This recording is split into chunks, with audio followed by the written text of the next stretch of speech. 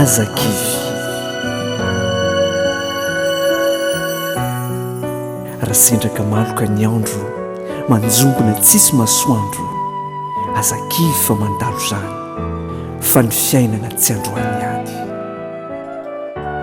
Raha tsy tratra izay nokasaina mba niezaka fa nodomaina, azakivy fa mandalo zany fa ny fiainana tsy androany any. Raha tonga izay tsy fananana ka tsy hita ireo ray sy ny tanana, azakivy fa mandalo zany fa ny fiainana tsy androany any. Raha niendaka izay nifikirana miady irery ny tena sahirana, azakivy fa mandalo zany fa ny fiainana tsy androany any.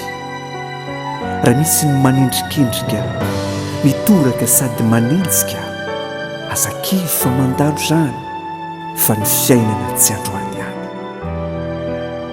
Raha sendra sakaiza manody mamitaka tsy mataotody, azakivy fa mandalo zany fa ny fiainana tsy androany any. Raha nianika lalana avo vodona ny tena kalavo, azakivy fa mandalo zany fa ny fiainana tsy androany any.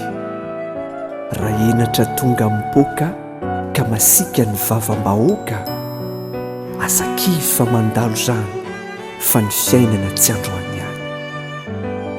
Ninoninona onja ny fiainana mamely mandratra fisainana, azakivy fa mandalo zany fa ny fiainana tsy androany any.